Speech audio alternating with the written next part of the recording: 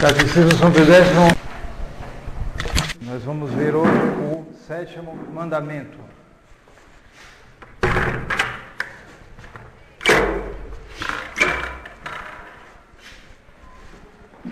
Esse mandamento faz parte, na teologia moral, ele é objeto da virtude da justiça, onde se está bem relacionado a virtude da justiça com o 7º mandamento, e é uma das maiores partes da teologia moral, onde mais se estuda, porque tem relação com o direito. O direito. Né? Não roubar, né? É justamente respeitar a propriedade do próximo. Respeitar o direito do próximo. Aí entra as questões de direito e é muito complexo, muito desenvolvido. Nós veremos aqui bem resumidamente. Pergunta de número 431. Que nos proíbe o 7º mandamento não furtar. O 7º mandamento não furtar proíbe tirar ou reter injustamente as coisas alheias e causar dano ao próximo nos seus bens de qualquer outro modo. Que quer dizer furtar? Furtar quer dizer tirar injustamente as coisas alheias contra a vontade do dono, quando ele tem toda a razão e todo o direito de não querer ser privado do que lhe pertence. 433 pergunta: por que se proíbe o furtar? Porque se peca contra a justiça e se faz injúria ao próximo, tirando e retendo contra o seu direito e contra a sua vontade o que lhe pertence. Que são as coisas alheias? São todas as coisas que pertencem ao próximo, das quais tem a propriedade ou o uso, ou simplesmente as tem em depósito. 435. De quantos modos se tiram injustamente as coisas alheias? De 2 modos. Com o furto e com o roubo. Como se comete o furto? Comete-se o furto tirando ocultamente as coisas alheias. Como se comete o roubo? Comete-se o roubo tirando com violência ou manifestamente as coisas alheias. É a diferença entre o furtar e o roubar. Furtar, ele faz, como o povo diz, por debaixo do pano, ele não vê a coisa. O roubar pode ser feito manifestamente, claramente. E quando se emprega muita violência, se diz também assalto. Assalto à mão armada, etc, etc. Né? Então aqui nessa primeira parte se dão os conceitos, né, a respeito desse 7º mandamento, não furtar. Agora, uma exceção na questão de número 438. Em que casos se podem tirar as coisas alheias sem cometer pecado? Resposta: quando o dono não se opõe, ou então, quando se opõe injustamente, como aconteceria se alguém estivesse em extrema necessidade, contanto que tirasse só o que lhe é estritamente necessário para suprir a necessidade urgente e suprema. Então, trata-se do direito de propriedade. Direito esse que é o direito legal de dispor livremente de uma coisa como própria, enquanto não houver impedimentos que obstem a esta livre disposição. A origem do direito de propriedade, a fonte primordial é a lei natural. Considerando as condições atuais da natureza humana. Aí é que está a coisa. Quando Adão e Eva foram criados, as coisas eram comuns entre eles e os filhos deles, e se não houvesse o pecado original, as coisas seriam comuns. A propriedade seria algo muito reduzido. Havia o paraíso terrestre que era para todo mundo ali. Ninguém ia pegar, lotear o paraíso terrestre. Para esse pedaço é meu, esse é seu. Não. Se não houvesse o pecado original, a coisa ia ser muito reduzida, o direito de propriedade. O direito de propriedade, ele nasce justamente das condições atuais. Atuais, quer dizer, a humanidade, sobretudo quando ela tem um desenvolvimento maior, quando os povos se estabelecem em lugares, que, por exemplo, quando eles são nômades, era o caso dos índios aqui no Brasil, em grande parte, né? Eles eram nômades, eles vinham fazendo coivar aqui e ali, queimando, plantando, depois mudavam para outro lugar, não tinha noção, era um primitivismo muito grande, não tinha uma noção de propriedade assim, bem estabelecida, certo? Eles eram nômades, em grande parte. Mas quando a humanidade se desenvolve mais, começa a se sedentarizar, se estabelece num lugar, então torna-se natural. É preciso dividir a propriedade. Então, família tal vai ter tal propriedade. Família tal até aqui, divide, você vai plantar aqui, agora aqui é o meu terreno, aqui é o seu e vamos desenvolver. Nasce das condições atuais da humanidade. Os inconvenientes seriam muito numerosos, não ia para frente. Nós tivemos uma oportunidade nesse século, no século passado, e ainda experimentamos essas misérias, que foi ver a experiência do comunismo. O comunismo dizia que o homem tendia para eliminar a propriedade privada. Tudo ia ser comum. Uma utopia, né, que eles queriam aplicar na humanidade a ferro e fogo. A ferro e fogo. E o que é que se viu? A própria natureza humana resistiu. Resultado? O comunismo foi a maior máquina de matar do século XX. Foram milhões, milhões e milhões. Mais de 100 milhões se diz. E não deu certo. Porque, como o marxismo tem uma ideologia de bandido, ou seja, ele relativiza a verdade a ponto de reduzir a verdade ao que ele chama de praxis, ou seja, a prática. Então, se uma coisa dá certo na prática, é verdade, acabou. É a moral do bandido isso aí. Então, é verdade que essa coisa é minha, é sua? Não é, isso não é questão de verdade. É questão, eu vou e tomo, estabeleci, agora é meu, é verdade. A praxis. Eles aplicaram isso no século XX e, justamente, fizeram inumeráveis injustiças, carnificinas, milhões e milhões de mortos, e a coisa não funcionou. Qual foi a resistência? Justamente da natureza humana. Olhem só a Coreia do Norte e a Coreia do Sul, só para dar um exemplo. Quando houve a Guerra da Coreia na década de 50, a Coreia do Norte era a parte industrializada da Coreia. Era mais industrializada. Era São Paulo na época, digamos assim. E a Coreia do Sul era o Nordeste hoje, quer dizer, menos industrializada, etc., ou o Norte e tal.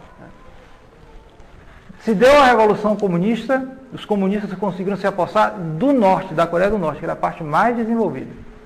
E a parte Sul ficou com direitos de propriedade, etc., etc. Resultado hoje, a Coreia do Sul hoje é uma das maiores potências do mundo. Do mundo, Coreia do Sul. Esses carros aí que a gente vê aí, é da Coreia do Sul, tá? Melhor que os carros japoneses, do mesmo nível. Eles desenvolveram enormemente. E a Coreia do Norte, uma tirania até hoje. Impressionante. Você tem para viver aquele negócio, louvar o dirigente, é um comunismo até hoje da forma antiga. Então, é a própria natureza humana e economicamente não deu certo. Não deu certo. Opressão e não dá certo. Por quê? Porque vai contra a condição atual da natureza humana. A condição atual da natureza humana exige a propriedade. Exige a propriedade. E no fundo é o fruto do trabalho, né? Uns trabalham, mais trabalham. Né? Não, veja bem, se não houvesse o pecado original, mesmo que trabalhasse mais ou trabalhasse menos, dividiria. Certo? Os cristãos nos primeiros tempos, a graça agia muito. No começo havia isso. Na vida religiosa, o que há? A propriedade comum. Não a propriedade privada, isso faz voto de pobreza. Essas terras que a gente cultiva aqui um pouquinho, não é de o irmão fulano e o irmão cicrano. Todos cultivam, mas se trata de pessoas que fazem voto de pobreza e também de castidade, não tem família. Certo? De obediência, obedece a um só, mas se todo mundo tivesse sua família, minha dá certo mesmo. Não dá certo. Aí não vão ter mais que o outro. Exatamente. Exatamente. Um vai ter mais do que o outro, vai ter direito. Acaba nascendo naturalmente o direito de propriedade. É da condição humana. E não vá contra isso, que vai ser muito pior. Vai ser a pior das tiranias. Desculpa, o senhor falou aí, a exceção é extrema necessidade. Justamente porque, veja bem, quem tem o direito soberano sobre tudo é Deus. Tanto é que pode-se supor, em certos casos, que o Estado, que recebe o poder de Deus, possa ter o direito sobre certa propriedade do indivíduo em certos casos. É o caso de um Estado que quer fazer uma obra muito importante para o país todo e tem uma propriedade lá de um sujeito, ele precisa daquela propriedade para fazer a obra. Agora ele tem que indenizar. Ele tem que indenizar a pessoa, etc, etc. Tem que provar na justiça que a obra realmente é útil, é uma obra que vai para o bem comum da nação, então realmente é razoável nesses casos. Espere, eu estou indo nisso, espere. Quer dizer, o que eu quero dizer é o seguinte, porque justamente o direito soberano é de Deus. Então, esse direito soberano é para que cada um tenha o mínimo necessário para sobreviver. O mínimo necessário. Deus não quer a miséria. A miséria não é uma coisa boa. Quando eu digo miséria, não é o que o pessoal pensa em miséria. Não pode trocar de carro, não pode não sei o que. Está na miséria o quê? O povo pensa isso. Miséria é você não poder viver, não poder comer, não ter do que comer. Isso aqui, não poder viver com o que tem.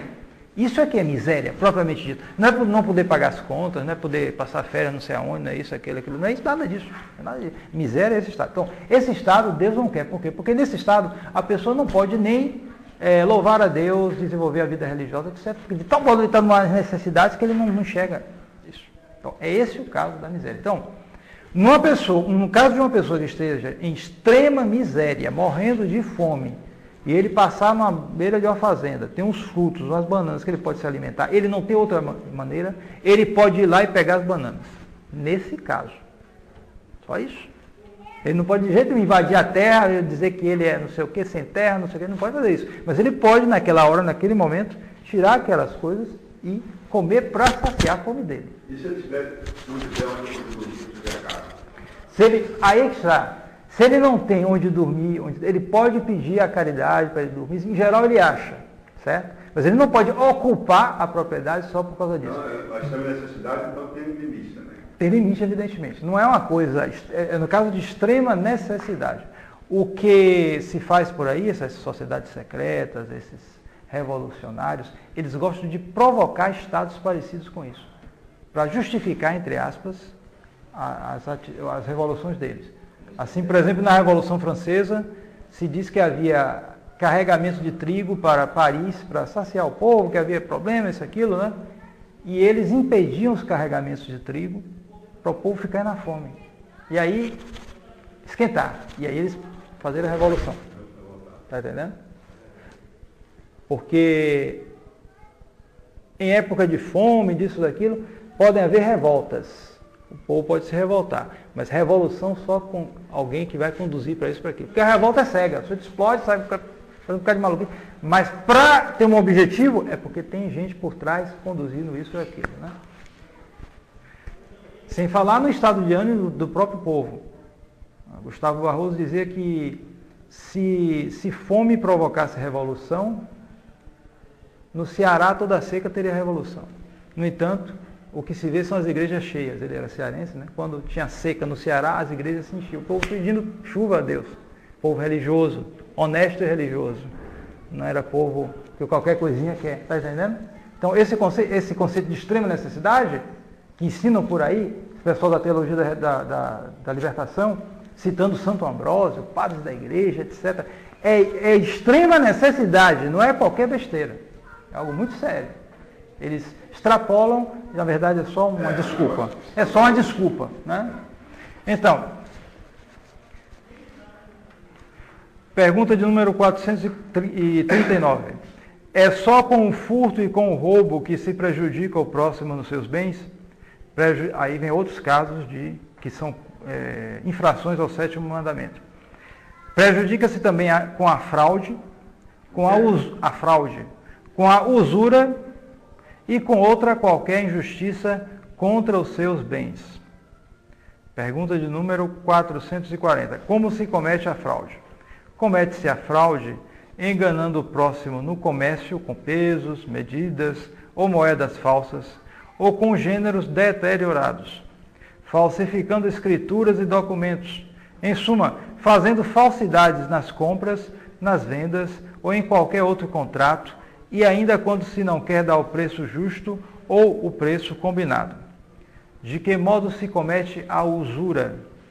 Comete-se a usura exigindo sem título legítimo um juro ilícito por uma quantia emprestada, abusando da necessidade ou da ignorância do próximo.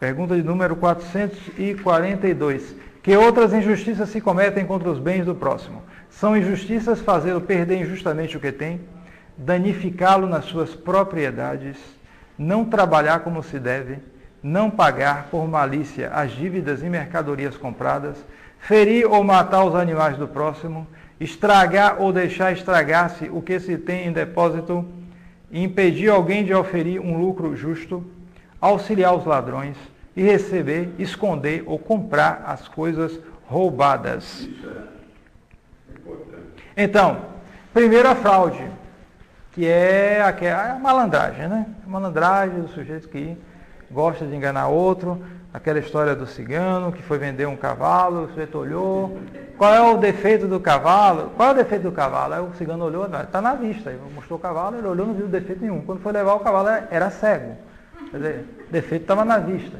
A malandragem, a linguagem dupla. Eu soube que lá em Anápolis até pintaram, acho que foi um cavalo, vai vender o padre, isso aí, vai dizendo que o cavalo era.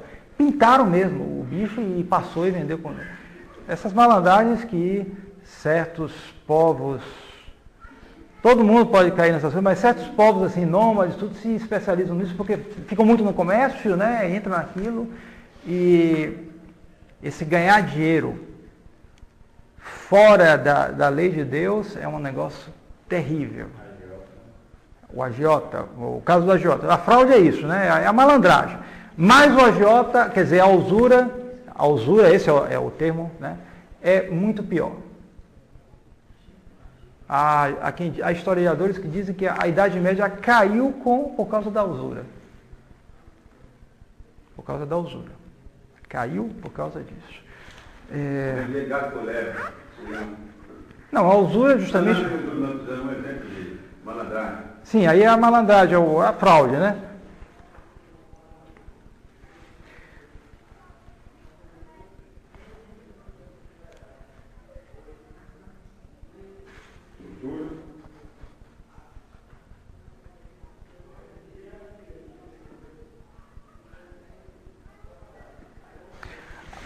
Cito aqui Jacques Foncadassá, que é a igreja ocupada. A igreja, a autoridade suprema, nos tempos da Idade Média, né, única de todas as atividades e da vida humana na Terra, ensina a todos os fiéis que pecuniam non parere potest. Quer dizer o seguinte, que uma moeda não pode ter filhos. Pode ter? Não pode ter filhos. Uma moeda, dinheiro, não pode ter filhos. Você pega R$100, empresta para uma pessoa. Em si mesmo, esses R$100 daqui a um ano não pode dar R$110. Por quê? Porque é dinheiro, é papel, não pode ter filhos. A não ser cobrir, né? Não pode ter. Em si mesmo não pode. É papel. Nós vivemos no mundo de hoje assim. Você vai num banco, as pessoas tomam, o banco pode emprestar até, digamos, 10 bilhões de reais. Você pensa que ele tem 10 bilhões de reais no cofre dele? Não. Ele tem 1 bilhão de reais. Mas o governo dá direito a ele, e é claro que só dá para alguns, para a gente não dá, né? Dá para eles de emprestar até 10 vezes mais. É assim. Ele não tem 10 bilhões nos caixas dele. Se o sujeito, o ladrão entrar lá, entrar, não vai achar 10 bilhões, vai achar só 1 bilhão. Mas ele pode emprestar até 10 bilhões. Ele tem o direito do governo para fazer isso. Agora eu lhe pergunto, ele vai emprestar, vai cobrar juro, né? Ele vai cobrar juro de 10 bilhões ou de 1 bilhão só? De 10 bilhões, meu amigo. Claro, se ele empresta 10 bilhões. Vocês compreendem porque o banco progride tanto, lucra tanto? Em cima de quê? É uma exploração. Não tem esse dinheiro. Se todo mundo... Quando é que um banco cai? Quando todos vão buscar o dinheiro. Foi o que é o econômico há uns 20 anos atrás. Todo mundo foi, acabou o banco, não tinha esse dinheiro. Não, mas pois é, isso eu entendo assim, o banco tem depósitos. Depósitos. Mas ele empresta. Ele empresta. Se todo mundo for buscar o dinheiro, não tem. Não tem. Mas não é dinheiro do governo, é dinheiro do nós. Não, mas o governo dá autorização para ele emprestar mais, né? Para ele emprestar mais do que ele tem, né? Mas o banco tem o dinheiro de quem foi lá, mas ele empresta e tem sem dinheiro. Se eu for buscar, quebra o banco. Agora, ele pode cobrar a inflação. A inflação seria um filho do... A inflação, ela vem disso daqui. A inflação vem disso daqui, ou seja, da moeda para ter filhos. Vem disso. Aí gera filho. Gera filhos, vem a inflação. É um ciclo, é um ciclo.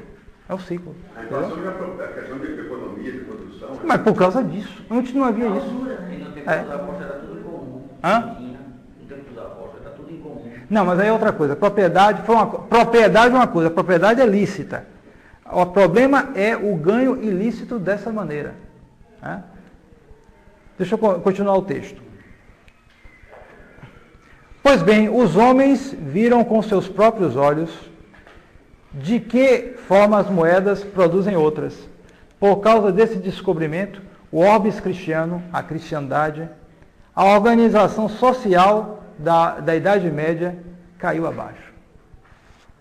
Foi quando os homens, sobretudo a partir da Reforma Protestante, sobretudo a partir do Calvinismo, quando se começou a autorizar, as regras de ganho fugiram do controle da igreja. Porque antes a igreja tinha um controle sobre essas regras, até sobre as invenções técnicas. Você vê que a civilização atual é bem técnica, tudo avança. Não, antes havia uma preocupação de manter o emprego. Era a igreja que tinha essa preocupação. As pessoas não sabem mais disso. Era um regime corporativo. O que interessa era que as profissões pudessem abrigar as pessoas e elas produzissem produtos dentro de um padrão para atender às necessidades. Até a propaganda era proibida na Idade Média. Propaganda, porque você sabe que propaganda você faz um negócio, aumenta a coisa, né? Felicidade está naquela coisa. Até a propaganda era proibida. O artesão que tinha a responsabilidade de fazer bem a coisa que ele fazia. Então, e o juro era proibido. O juro era proibido. Não havia juro e se evitava a inflação, né? Porque justamente havia essas regras da igreja. A igreja não admitia a usura. Não havia banco. Era o banco que havia, era um judeu que ia nas portas da cidade, porque foi o judeu que quebrou tudo isso aí. Porque o judeu, se você pegar o Antigo Testamento, o que é que diz o nosso Deus diz aos judeus? Naquela época, vocês emprestem, não façam usura entre vocês, pode fazer com os outros. É um pouco... Porque na época era uma forma de ele se virar e de ele combater os povos pagãos, ele ter essa maneira. Ele emprestava para o outro. Para eles, ele tinha seu código, certo? Então, isso, naquela época, dentro das circunstâncias, justificava. Mas só que depois, ele não aceitou Jesus Cristo, era para abolir isso, e eles continuaram com o juro. Eles já eram antes. Quando eles ficaram na Babilônia, você tem tabuinhas da Babilônia mostrando o judeu cobrando não sei o quê, já estava lá com o pessoal da Babilônia, já estava passando a perna no pessoal da Babilônia, meu amigo. E quando eles estavam em Roma também, eles já estavam passando a perna também, porque eles inventaram o papel moeda. Papel moeda. Eles que usavam isso. Certo? Então o sistema foi... Então quando chegou na Reforma Protestante, os protestantes, para se livrar da igreja com raiva, deram a mão com os protestantes, com os judeus. Aí criaram os bancos. E aí os bancos desenvolveram, certo? Porque antes não tinha banco mesmo, então. Havia troca de moedas, isso aquilo. Era a coisa menor. A primeira experiência bancária de grande amplitude foi o Banco da Inglaterra. que foi fundado lá pelos meios, já perto do protestantismo, por aí, inventaram esse Banco da Inglaterra, e era judeu e protestante que assumiu isso aí, esse controle. Certo? Assumiram esse controle. Foi a primeira experiência em massa de fazer o papel moeda na cristandade. Papel moeda, porque esse papel moeda, justamente o problema dele é que a tendência é que ele fique valendo por si próprio. É o que a gente vê hoje. Hoje a exploração mundial está toda baseada nisso. O que é?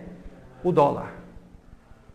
O dólar. O dólar, ele é produzido nos Estados Unidos, no Federal Bank Reserve, lá em Washington, né? Ele é produzido lá, você faz o papel moeda. Ora, qual é o valor daquele papel moeda? É que o governo americano disse, vale. E realmente, se você pegar $1 milhão juntar aqui no Brasil, você pode comprar muita coisa com $1 milhão. Você fica rico aí, ganha muita coisa. Mas o que vale é que o governo americano diz, vale. Porque não tem nenhum lastro de ouro nem de nada. Nada. Ora, todos os países que querem ter sua moeda forte, ou mais ou menos, tem que ter um lastro de dólar. O real vale alguma coisa porque o governo brasileiro tem bilhões e bilhões de papéis de dólar. Não é ouro. E não é ouro, não é o padrão ouro. Então o que acontece? Agora eu lhe pergunto, você acha que o governo brasileiro mandou uma encomendazinha lá para o banco americano? Me mande aqui $700 bilhões para eu ter base para o meu real. Aí tá bom, aí ele manda a encomenda do papel, ele tem a base. Você acha que é assim? Não é, né? Evidentemente, esses bilhões e bilhões virão em troca de quê? De riquezas verdadeiras. Entende o que eu quero dizer? Já ouviram falar dos famosos commodities? Né? Quer dizer, o que é? Nossos minerais, nossa produção magnífica agrícola, riqueza verdadeira. Isso sim é riqueza. Você com trigo, você com milho, você faz comida para o povo comer. Com o dólar, o povo não come dólar. Você manda essa riqueza para lá e eles mandam os dólares para você. As melhores produções nossas, porque assim a gente... Você troca por papel. Na prática, você tem que primeiro dar para eles, para depois comprar com esses reais, as outras coisas. Quer dizer, é uma exploração universal baseada nisso e justamente tudo começou no final da Idade Média com a usura. Agora, o que aconteceu? Chegou-se a uma situação de fato. Nós todos somos hoje reféns. E por isso aqui no Catecismo de São Pio X se reconhece de que modo se comete a usura? Comete-se a usura exigindo, sem título legítimo, um juro ilícito. Veja bem, eles não estão indo contra o juro. Eles dizem que, em certos casos, há motivo para isso. São Tomás de Aquino, ele está comigo? Não está comigo não. São Tomás de Aquino negava, se você for nas obras dele, ele disse que é contrário à moral o juro. Mas tem também qualquer juro. Na Bíblia nem fala aqui. Qualquer juro. Agora, numa situação de fato como hoje, você precisa ter algum juro, porque senão o seu dinheiro vai sumir. Vai perder completamente. Só que faz 3 anos os Estados Unidos lá é de juros zero. Porque deu crise, parou a economia, eles estão dando dinheiro para você crescer. Juros zero. Voltou então não voltou não, porque esse dinheiro vem do nada.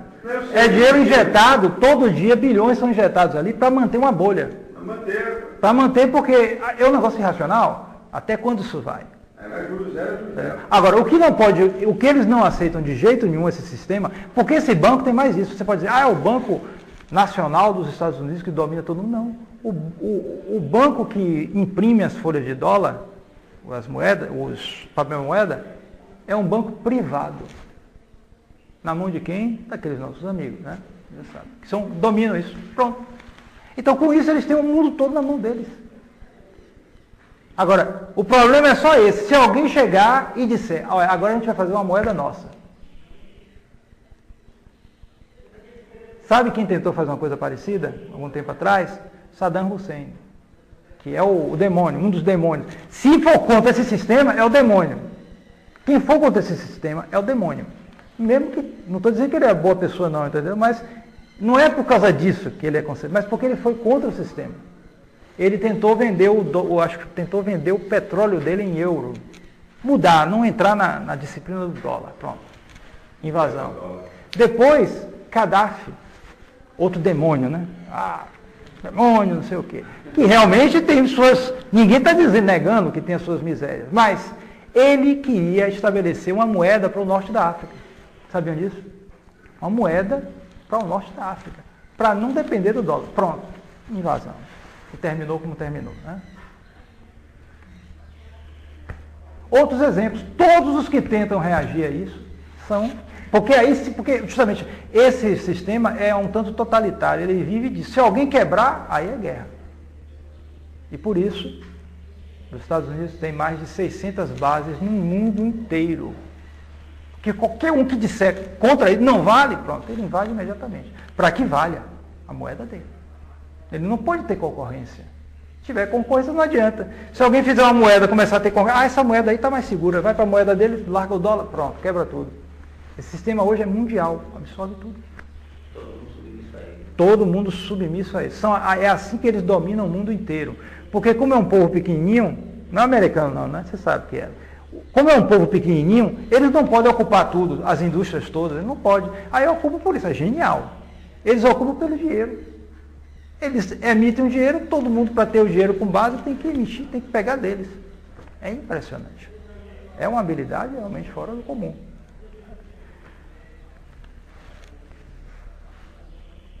Então é um fato, tudo isso, a Idade Média caiu quando o juro foi porque, bom, houve uma reação na Contra-Reforma, a igreja ainda controlou as corporações e ficou uma guerra com os protestantes e os católicos. Uma maneira de ver católica contra os juros, etc., e a maneira de ver protestante aliada aos judeus, que era o juro, isso, aquilo, já que o juro fazia enriquecer uma elite, e essa elite se considerava predestinada. A predestinação dos calvinistas. Porque a Universal do Reino de Deus gosta de mostrar exemplos de gente enriquecendo, aceitou Jesus Cristo, ganhou dinheiro, fez isso, fez aquilo. Porque você vê em carros de luxo, Deus me deu, Deus é fiel, não sei o que, Pereira já sabe que é protestante. Porque para eles é um sinal de predestinação. Eles estão subindo na vida, eles vão para o céu. Essa Ferrari, estou na graça de Deus.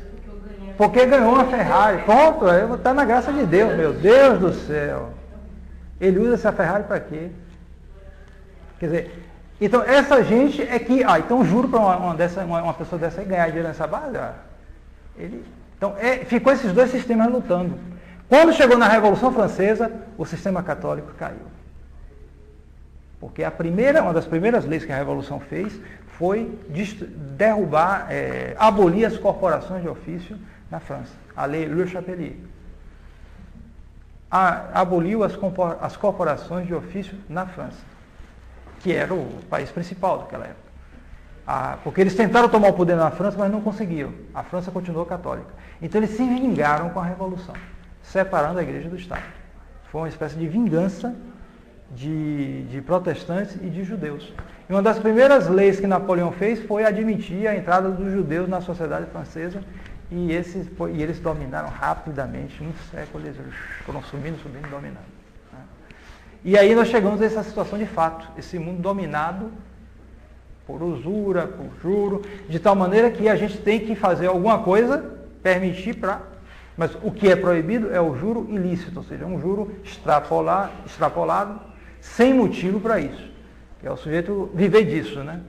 A dinheiro aqui, ganha aqui, solta juro aqui, fica ganhando, fazendo a moeda da filhos. Isso aqui não pode. Né? Pergunta de número 444. Quando é grave a matéria do furto? Não, 443. É pecado grave roubar, é um pecado grave contra a justiça quando se trata de matéria grave, porque é de suma importância que seja respeitado os direitos que cada um tem sobre os próprios bens, e isto para bem dos indivíduos, das famílias e da sociedade. Quando é grave a matéria do furto? É grave quando se tira coisa importante. E ainda quando, tirando-se coisa de pouca monta, o próximo sofre com isso grave dano. Um pobrezinho que está precisando não tem almoço, só tem um sanduíchezinho dele, e você vai e rouba o sanduíche dele. É um pecado grave. Ele só tem aquilo para comer naquele dia. Você vai e rouba aquilo. É um pecado grave. Um sanduíche em si mesmo não é um pecado grave roubar. Mas de uma pessoa muito pobre, precisada, é um pecado grave. Ou então, alguém que rouba, não sei, 30 reais de um bilionário, de um milionário. É pecado, mas talvez não seja grave, porque o milionário não precisa de 30 reais. Embora se estabelece mais ou menos a quantia para chegar a pecado grave de um dia de salário de uma pessoa. 30 reais, mais ou menos, 20 e tantos reais. Mas, se for uma pessoa muito, muito rica, o prejuízo será pequeno. Se for pobre, é grave. Se for pobre, aí é grave. É. Agora, é preciso entender também o seguinte, que a matéria do sétimo mandamento, do furto, do roubo, ela é coalescente, quer dizer, ela pode crescer. É a história daquele que vai e faz uma fraudezinha na internet, rouba só 10 centavos. Nada, não é pecado. Não é pecado grave. Né? Mas ele vê que é fácil aquilo, né? Ele já está um hacker experiente, né? Aí vai lá, rouba mais 10 centavos. Depois mais 10 centavos. Aí vai todo dia vai pegando um dinheirinho, ele não percebe não, aí vai 10 centavos, da mesma pessoa.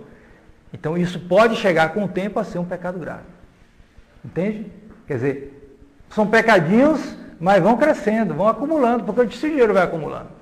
Se passar de 30, 40, 50 reais, pode chegar a ser um pecado grave. Entende o que eu quero dizer? A matéria sobe, cresce, pode crescer justamente com o acúmulo. E o roubo de um ladrão? O ladrão que rouba o ladrão? Na prática. O povo diz que tem 100 anos de perdão, mas... Aí a coisa é complicada porque ele já... O outro que rouba peca, porque ele não tem direito a tirar de outro, já que não é dele, certo? Ele rouba, ele comete um pecado por causa disso. Por causa disso, o que rouba sempre comete pecado, certo? E claro. Compra também, né, Hã? E quem compra também é um roubo, né? Compra, o que compra, se ele sabe, ele tem a obrigação de investigar, se ele tem condições de investigar. Às vezes, há certos casos, a pessoa não tem como saber, está entendendo? Outro dia eu ouvi uma senhora muito honesta, dizendo, não faz tempo, o pai Mendonça rouba muito, né, no supermercado. Ela dizia, mas se eu roubar uma banana no supermercado, eu não tenho direito, porque ele rouba, mas o problema é dele com Deus, a banana é dele. Eu não posso roubar a banana dele, porque ele é ladrão. Claro, porque senão você vai justificar todo o processo revolucionário, porque a gente sabe que muitos se diz que é difícil haver uma grande fortuna que não tenha um grande crime por trás disso. Em geral, essas grandes fortunas passaram por problemas muito sérios, em geral. Mas, como é? Então vamos roubar, pegar de todo mundo? Não é assim. O problema é dele com Deus. Dele com Deus. Da sua parte, não faça isso, senão você vai colaborar também com o crime, né? O que nos ordena o sétimo mandamento? O sétimo mandamento ordena-nos que respeitemos as coisas alheias, que paguemos o justo salário aos operários e que observemos a justiça em tudo o que se refere à propriedade alheia. Não é só você pagar o salário ao empregado. O empregado, não pagar o salário ao empregado é pecado que clama justiça aos céus. É um pecado muito grave. Mas também o que é empregado tem que trabalhar. É a justiça. Ele recebe, ele tem que pagar. Né? Ele tem que ir trabalhar, melhor dizendo. Quem pecou contra o sétimo mandamento, basta que se confesse disso? Muito importante. Quem pecou contra o sétimo mandamento, não basta que se confesse, mas é necessário que faça o que puder para restituir as coisas alheias e reparar os danos causados ao próximo. Que é a reparação dos danos causados? É a compensação que se deve dar ao próximo pelos frutos e lucros perdidos por causa do furto e das outras injustiças cometidas em seu prejuízo. Pergunta de número 448. A quem se devem restituir as coisas roubadas? Àquele a que se roubaram, aos seus herdeiros, se já tiver morrido. E se isso for verdadeiramente impossível, deve-se dar o seu valor aos pobres e às obras pias. Que se deve fazer quando se acha alguma coisa de grande valor? Deve-se empregar grande diligência para achar o dono e restituir-lhe fielmente. Então, essa questão da reparação é muito importante. Porque a confissão não é só um sabão que você passa Na mão, se a mão está suja e limpa, não é só isso. A confissão, você está se tratando com a alma humana. Alguém que tem vontade, que tem inteligência. Aquele que se confessa, ele quer sair do pecado. Pode até ser que ele acabe caindo de novo. Mas naquele momento que ele se confessa, ele tem um propósito de se emendar. E isso implica determinadas coisas. Então, por exemplo, aquele que roubou uma coisa, não foi só o pecado, a besteira que passou na hora, eu vou pegar isso aqui. Mas ele cometeu uma injustiça. Ele infringiu a ordem. Ou seja, essa caneta aqui é minha e vem outro e pega. Infringiu a ordem. Qual é a ordem das coisas?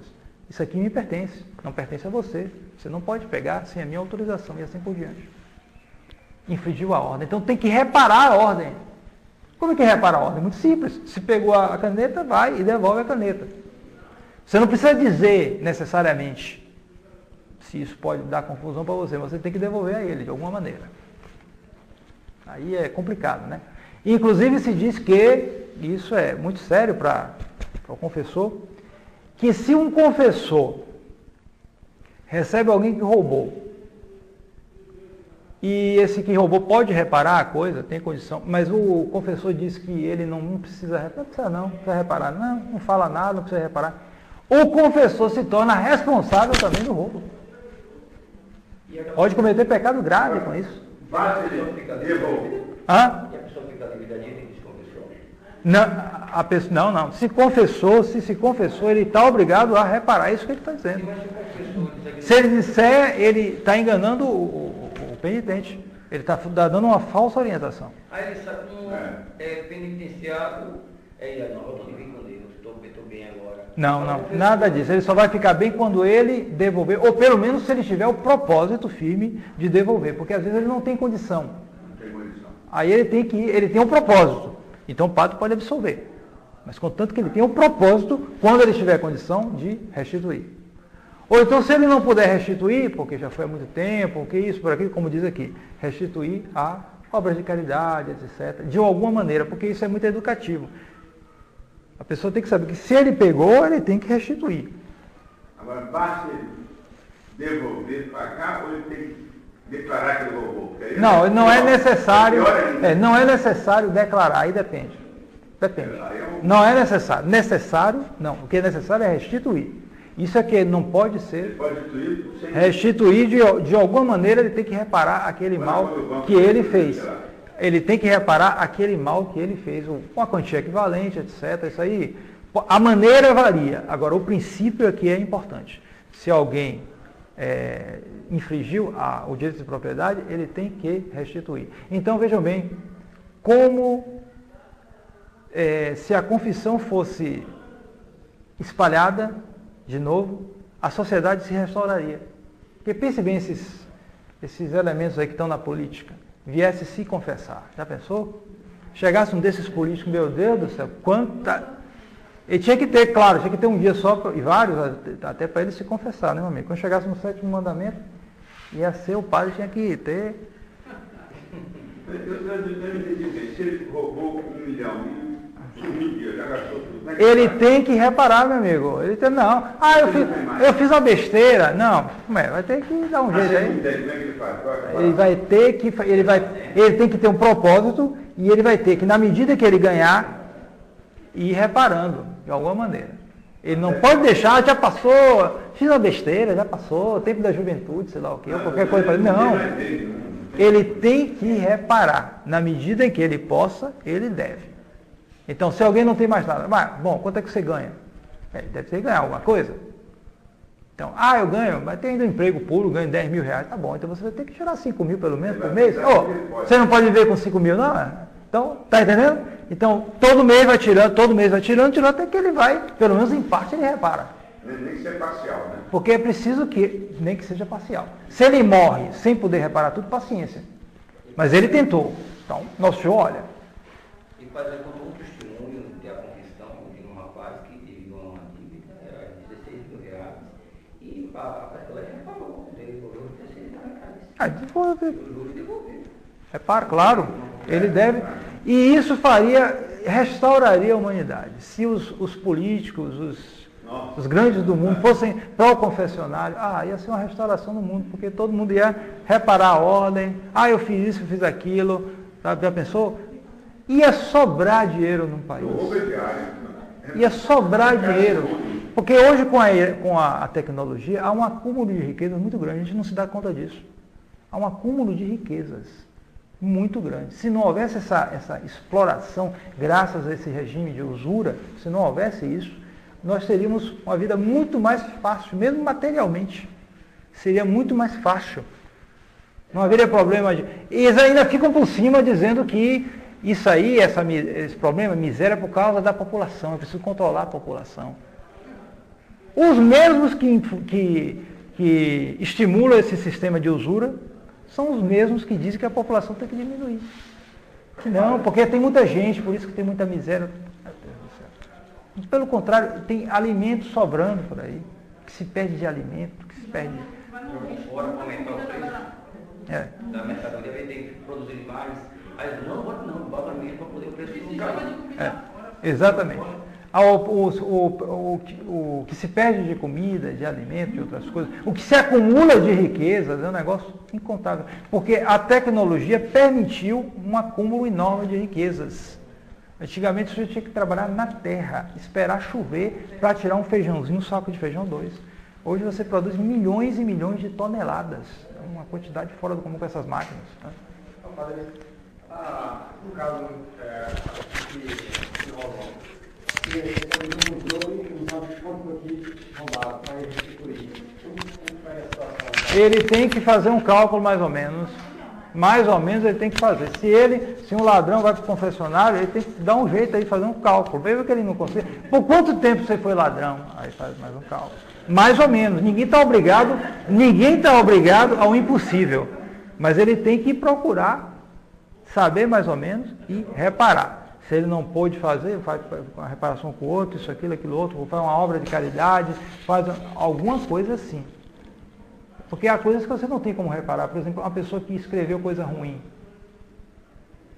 Quantas pessoas se perderam por causa desses escritores aí perdidos, desses atores, escândalo mesmo? Como é que você vai reparar isso? Você, por exemplo, o caso de uma famosa atriz, Eva Lavalière, francesa. Ela era atriz, né, naquele tempo, início do século XX, mas tinha coisa, né, ruim. Então, como é que ela reparou a vida dela? Ela se converteu, foi para um mosteiro carmelita. As carmelitas não aceitaram porque naquele tempo era um escândalo, né? Uma atriz, era um negócio escandaloso. Mas ela ficou como uma espécie de leiga, ajudando e tal, e viveu uma vida com Deus, etc. Pronto, reparou. Porque os mesmos que foram corrompidos pela beleza dela, pelos teatros dela, etc., depois foram edificados com a vida dela, depois se converteu de verdade. Então, basta isso. Mas quando é riqueza, aí é contável, né, meu amigo? É contável. Aí você tem que contar também um pouco na medida que possa. Se você sabe que você fraudou, quanto foi? 10 mil reais, está contado. Não basta você dizer, agora eu sou um homem honesto, eu estou vivendo uma vida. Sim, mas eu tenho 10 mil reais aí, você tem que... Claro, é a justiça. A gente procura reparar à medida do possível, né?